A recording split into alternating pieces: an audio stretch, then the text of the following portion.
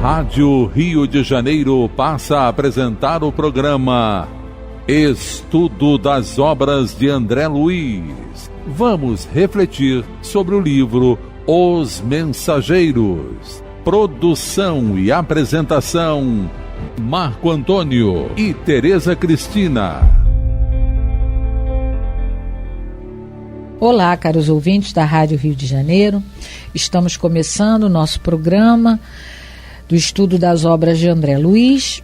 Estamos estudando o livro Os Mensageiros, que foi psicografado pelo Chico Xavier, pelo espírito André Luiz.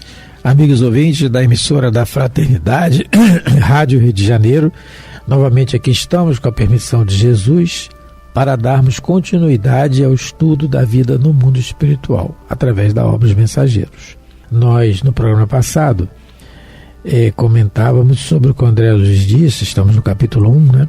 Como o André Luiz diz sobre a sua surpresa. Ele ficou eminentemente surpreendido, palavras dele, com a sua transformação, comportamento, mediante o que ele viu em casa, na sua ex-casa, né? Vamos dizer assim.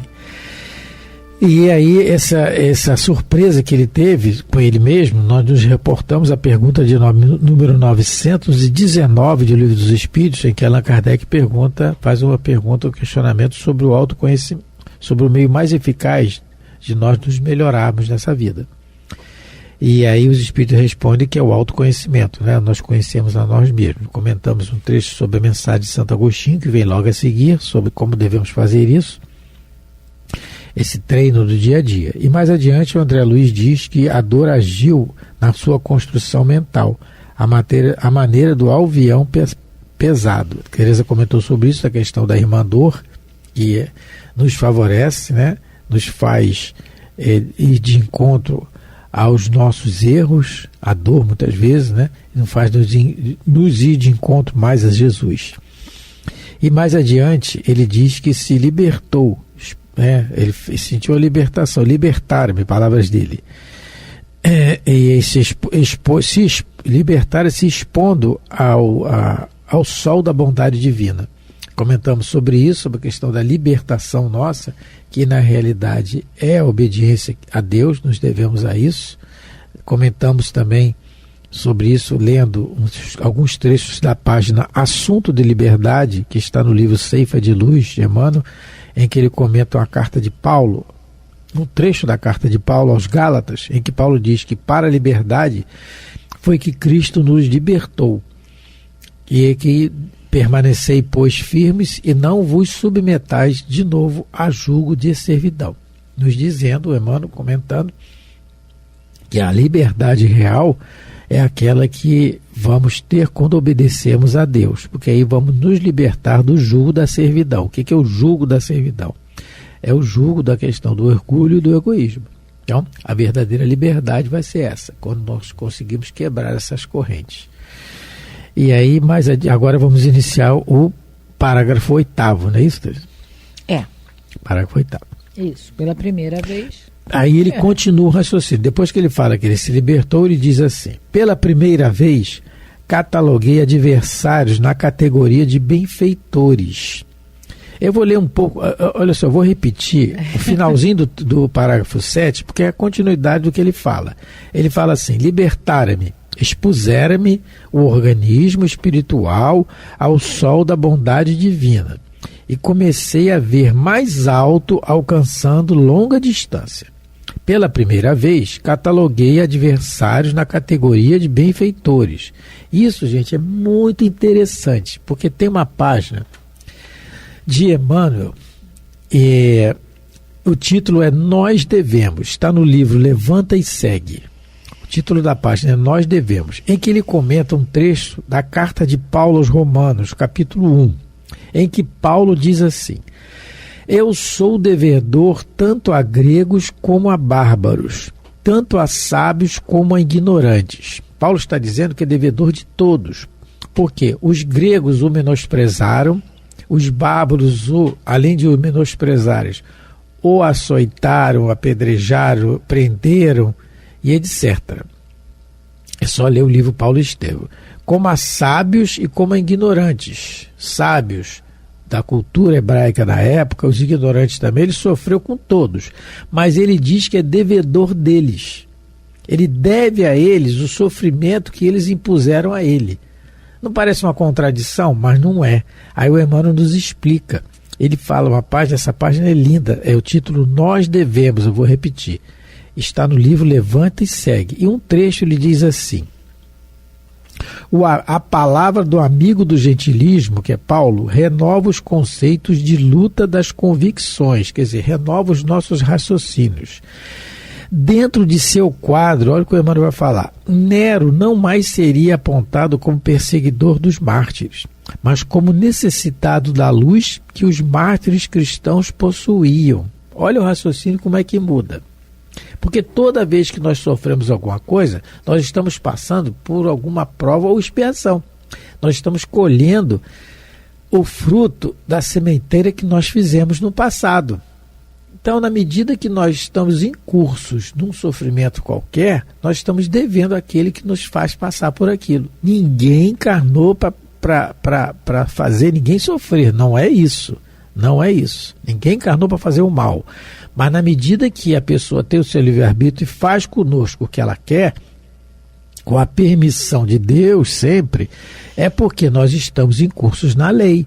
E aí, como é que a gente vai resgatar? Através da resignação do sofrimento, no sofrimento. Então, quando o André Luiz diz que cataloguei adversários na categoria de benfeitores, como é que ele ia fazer a sua libertação, como ele disse anteriormente, e tanto que ele ficou surpreso, a sua própria transformação, se ele não encontrasse aquela situação que ele encontrou da esposa casada novamente? Como é que ele ia fazer esse autoconhecimento? Dizer que para ele mesmo que ele estava sendo egoísta e que ele tinha que mudar isso. Ele ia viver na fantasia. Se deixasse ele no plano espiritual, lá no Parque das Águas, vai trabalhar na Câmara de Retificação, sábado tem folga, vai para o Parque das Águas. Depois vai para o parque não sei de onde, depois vai passear de aeróbicos. Aí segunda-feira trabalha. E que rotina é essa? Como é que ia ser a sua evolução? Como é que ia ser o seu aprendizado? Como que ia ser? Não, ele tinha que vir e olhar e se transformar. Só que é o que a Teresa coloca, e a gente coloca também. No programa passado a gente falou isso. O grande ensinamento dele foi a sua obediência. E isso a gente tem que aprender com ele, que é diferente do Memórias do livro, dos personagens que estão no livro Memórias do Suicida. Alguns deles. Em que insistem para vir em casa, vêm, não estão preparados para isso e se rebelam. É diferente. Então, a obediência que o André Luiz nos ensina, né? O André Luiz, ele coloca aqui essa questão de ele já começar a entender, né, catalogar adversários na categoria de benfeitores, primeiro porque ele ainda se ofende. Ele ainda não chegou a um estágio de Gandhi, que quando perguntaram a Gandhi se ele perdoava tudo que os britânicos, né, fizeram com ele e com o povo da Índia, e diretamente mesmo com ele, né, ele sofreu muitas agressões físicas, verbais, ele disse que ele não precisava perdoar porque ele nunca se ofendeu. A gente não está nesse estágio, mas a gente já pode começar a entender que aquele que nos agride, aquele que é contra o nosso modo de agir, o nosso modo de pensar, o nosso modo de viver, ele vai pontuar coisas para nós que muitas das vezes a gente não quer enxergar. E aí ele vai mostrar quem realmente nós ainda somos. Porque a Joana, no livrinho, naquele livro que ela tem Vida Feliz, ela diz que o comportamento, né, das pessoas, muitas das vezes, elas estão reagindo ao nosso tipo de comportamento. Elas agem de uma maneira agressiva, porque às vezes a gente não percebe que também é agressivo. Mas ele, o André Luiz, com a ajuda dos espíritos e com o esforço pessoal, ele está começando a entender que o adversário, na realidade, ele é um benfeitor, porque ele mostra para a gente o que a gente precisa trabalhar ainda dentro de nós, porque a gente muitas das vezes se coloca, né, numa máscara de santidade que a gente realmente não tem. O Paulo Renato que costuma dizer isso nas orações. Deus me ajude para que eu não ache... Não nos iludamos com virtudes que ainda não possuímos. Que a gente se iluda que tenha certas virtudes que a gente ainda não tem. E o adversário vai mostrar perfeitamente para a gente que a gente não tem. Então a gente é devedor principalmente a virtude de não compreender o gesto dele, de não compreender o estágio evolutivo dele. Porque quem já compreendeu isso... Quem já compreende que todos na Terra têm erros, têm defeitos, que todo mundo é irmão, uns mais atrasados, outros mais adiantados, vai ter uma resposta como Gandhi teve. Não preciso perdoar ninguém, porque eu não me senti ofendido. Tem essa compreensão universal da vida, então consegue dar essa resposta. O André Luiz, ele sentiu a dor, sim, mas ele já está entendendo que aqueles que contrariam, porque o adversário, na realidade, ninguém fez mal para ele diretamente, só tomaram posições contrárias à que ele achava que era certa, porque até agora, do que ele está se referindo aqui, ninguém fez nada diretamente para ele, né? Ninguém matou ele, pelo contrário, o segundo marido está dando uma estabilidade financeira, porque naquela época, as famílias, quando o provedor desencarnava, a viúva e os órfãos ficavam realmente, não tinha ainda pensão. A época que ele desencarnou, não tinha pensão por morte de companheiro e de companheira. Então, esse senhor, muito pelo contrário, estava ajudando a família dele a viver. E é adversário nesse sentido. E nem isso ele lutou para entender essa nova situação, então. Então, a gente já viu que esse é um ponto de vista nosso que nós temos que mudar também. Porque a gente acha que o adversário é nosso inimigo, mas não, o nosso adversário é nosso benfeitor. Ele vai mostrar pra gente, porque foi o que o Ernesto e a Zélia fizeram com ele. Mostraram para ele que o amor que ele tinha era um amor de posse e não um amor fraternal. Então, não era adversário, era benfeitor. Então, que a gente traga isso para a nossa vida, para ver se a reação que as pessoas estão tendo negativas com relação a nós mesmos, se nós não somos a causa do problema que está ocorrendo, se não foi o nosso comportamento que a gente não consegue ver que está errado, que causou o comportamento agressivo no outro. Então, como voltando ao prefácio do Emmanuel, o livro serve para fazer um inventário da nossa vida, né? Olha só, gente, só para finalizar esse raciocínio do início do parágrafo, né? Cataloguei adversários na categoria de benfeitores.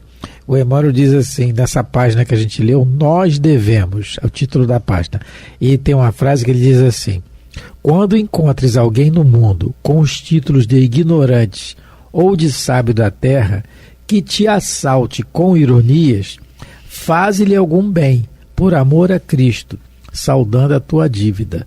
E, além de tudo, considera a tua felicidade, porque pode seguir para Jesus enquanto o infeliz ainda permanece no mundo da sombra. Olha que mudança de ponto de vista. De raciocínio. É muito bonito de olhar, eu acho lindo, mas na hora que a gente para fazer, mas a gente tem que saber para fazer. É aquilo do progresso intelectual que impulsiona o progresso moral que os espíritos disseram a Allan Kardec, né? Então a gente tem que reler, vamos lá, uma hora a gente consegue. Uma hora vai. Continuando então. Parágrafo 8. Parágrafo 8. O livro Os Mensageiros. Comecei a frequentar de novo o ninho da família terrestre. Não mais como senhor do círculo doméstico, mas como operário que ama o trabalho da oficina que a vida lhe designou. Não, claro que continua sendo difícil para ele, não está fácil não, tanto que ele falou anteriormente. Ele ficou surpreendido mesmo com a transformação dele. Como é que eu consigo fazer isso, né? Em outras palavras. Não mais, olha o que ele vai falar agora, não mais procurei na esposa do mundo a companheira que não pudera compreender-me, e sim a irmã a quem deveria auxiliar, quanto estivesse em minhas forças. Ele não procurou. E não é porque ele estava desencarnado e ela encarnada. Não é só esse raciocínio, não. Porque a gente tem muitos relatos, inclusive na revista Espírita, Allan Kardec coloca muitos relatos de espíritos que ficam tentando ser novamente o marido desencarnado. Ou a esposa também, tentando ser a esposa. A Odila. A Odila, do livro da Terra e o Céu. Mas em Allan Kardec, na revista Espírita, também coloca. A Odila da Terra e o Céu quer novamente o marido de novo, como ela tinha quando encarnada. Livro Entre a Terra e o Céu, também de André Luiz.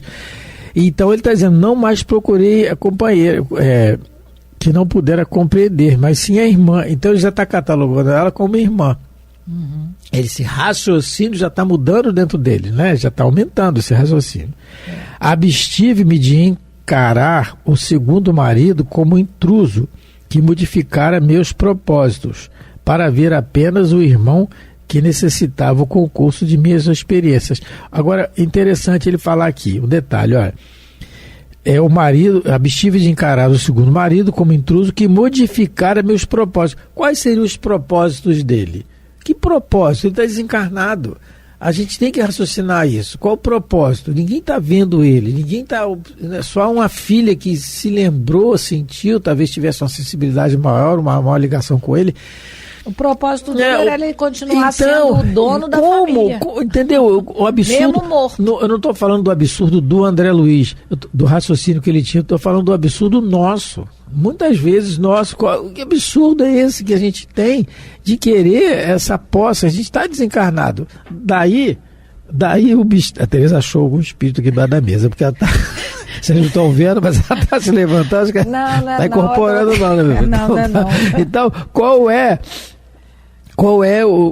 que raciocínio é esse, né? Mas ele o propósito dele, quanto que ele fala, gente, por isso que é interessante a gente ler os detalhes, é interessante, não é necessário, porque olha só, meus propósitos, ele tinha propósito de quê? De continuar sendo marido? Como? Mas de que jeito? Ele está desencarnado, e ela já o esqueceu.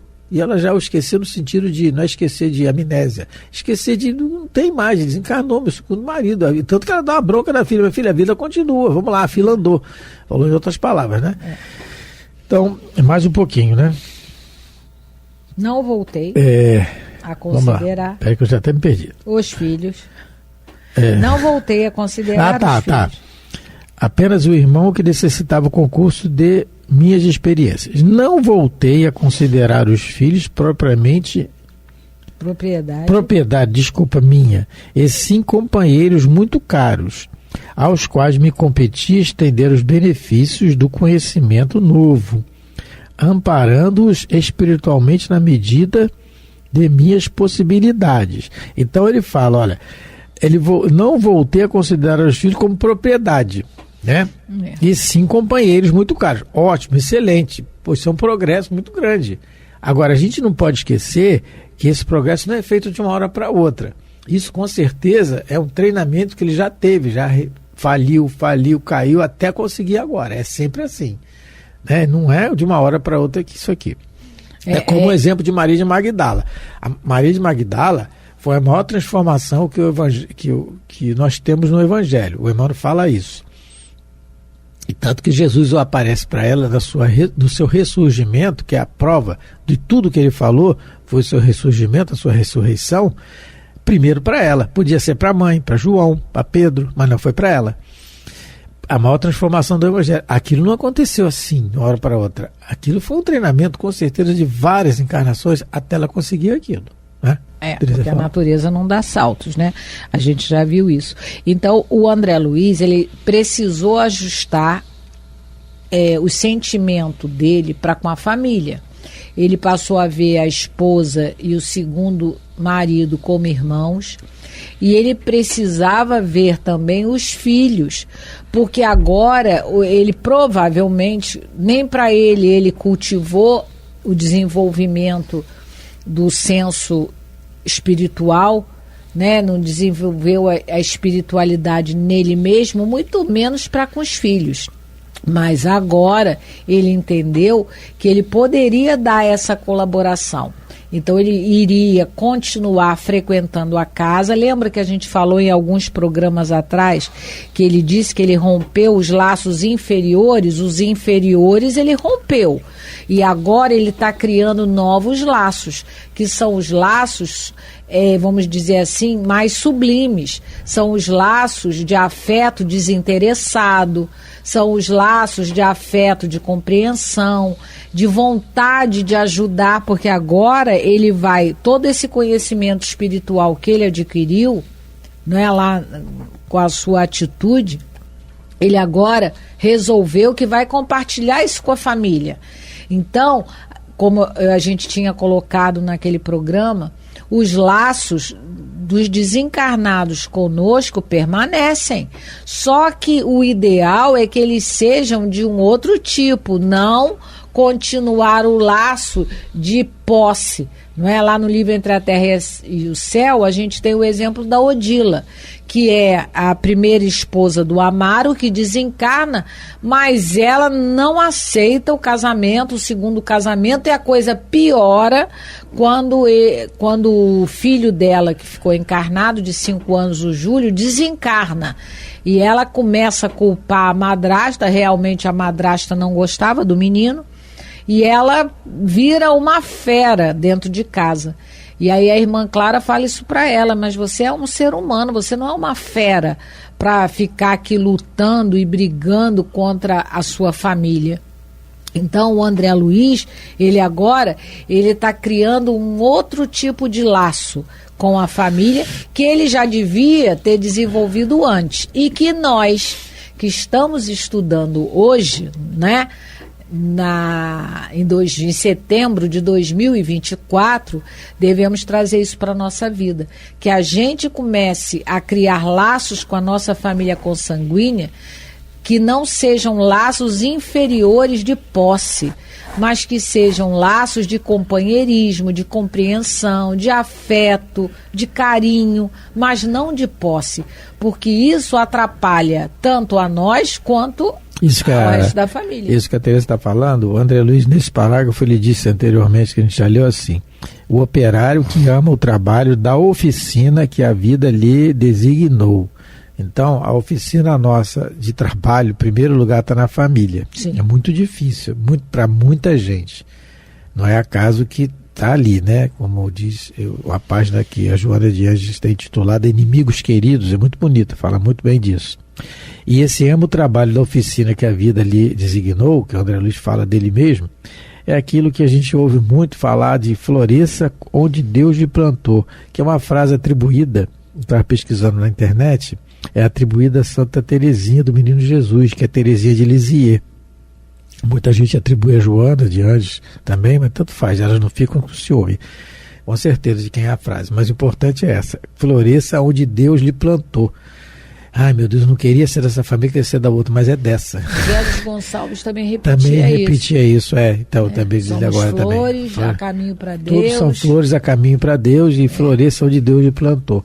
Então, isso é realmente o que o André Luiz está falando, é o que ele já está fazendo, e ele continua, ele não foi lá, ele continua indo lá na casa, né, na ex-casa dele, vendo o dia a dia, dando passe, auxiliando. Isso é que é o trabalho intenso. Ele não fez aquela transformação de ver, não fazer nada, ele ficou, o Clarencio veio, a dona Laura foi embora. Não, ele continuou vindo, tanto que ele fala aqui, é a libertação, ele continua, não é? Então não é você fazer o bem, você conseguir ir embora, não, é você conviver naquilo ali, naquele ambiente e conseguir se tentar ajudar como ele fala aqui, sem na posse, medida das né, possibilidades dele, né? E que Deus nos ajude para que também a gente consiga tomar essas atitudes quando, de alguma maneira, aqueles a quem amamos resolverem seguir caminhos longe de nós. Né? E aí ele fala que estender os benefícios do conhecimento